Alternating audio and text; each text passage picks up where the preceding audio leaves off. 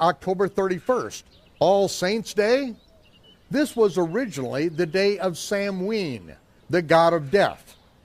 Even though the scriptures strictly forbid the adoption of pagan practices and renaming them to suit a purportedly spiritual purpose, Rome Christianized this day of death by renaming Samhain All Hallows' Eve, which became more commonly known as Hallow'S or Holy-ween, Holy God of Death.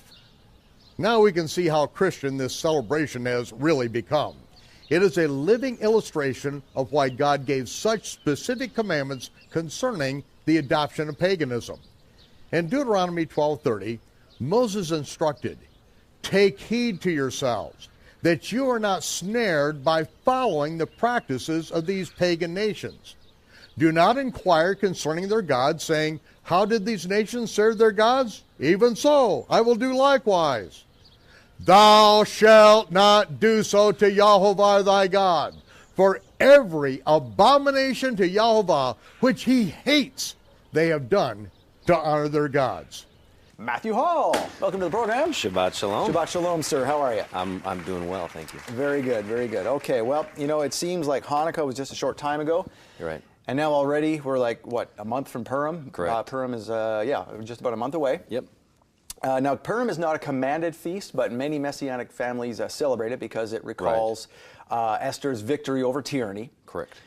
Just as the bride of, or as the bride of the king, you know, and just as we are the bride of Messiah, we kind of have a correlation there. Sure. We have the ultimate victory as well, as she does, right? So now it's one of those things that some Messianics do and some Messianics don't. Right. What's your experience with Purim?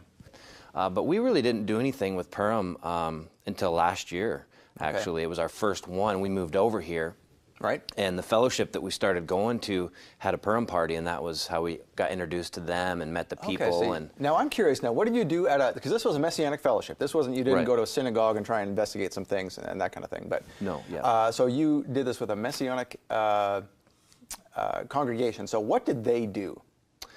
It was pretty informal. I mean, it wasn't, a huge deal, but some people dressed up and, the kids, there were games for the kids and lots of food. And I think, there was a little discussion about, the meaning behind Purim, and there was a little talk, and then, some gifts were exchanged. And, overall, it was just it was a good, fun time for the family. Kind of like Hanukkah, there's just lots of fun, fellowship, games, pretty harmless.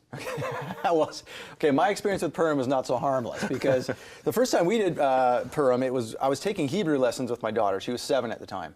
And I think I've told the story before. We went to a local synagogue, and as long as we didn't try to make them Christians, they didn't try to make us Jews, they agreed to teach us Hebrew. So we did that. Right. And they said, "Why don't you come to our Purim party?" We said, "What's Purim?" And they explained it to us. Okay, great, sounds like fun.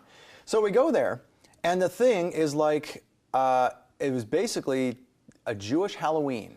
Really? Is what it turned into. Yeah, I mean, people were dressed up as Esther and Mordecai and Haman. Okay. But then it went far beyond that. There was ghosts and goblins, and we're like, what is this? Like some of Haman's henchmen or something? We didn't know what this was going on. Wow. And then, so this was in the synagogue basement. Just like a church basement, it's the same thing, except they have 2 kitchens, right? They've got one for meat and one for dairy. Sure, okay. So literally 2 kitchens.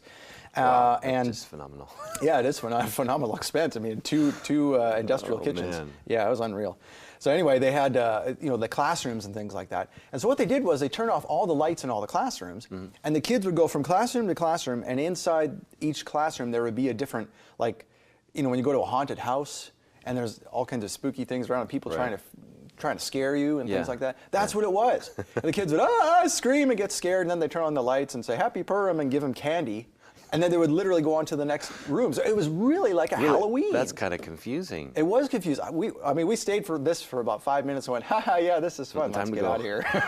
So that was our experience. Well, did you ask them what the deal was? I mean, no. I mean, we were in that kind of position. We were just sort of there as guests, so we didn't want to impose. And this is their thing. Let's just we're not comfortable, so we're going to leave it alone. It was behind the curtains, behind the scenes. Yeah, it was a Reformed Jewish congregation. So that's what they did.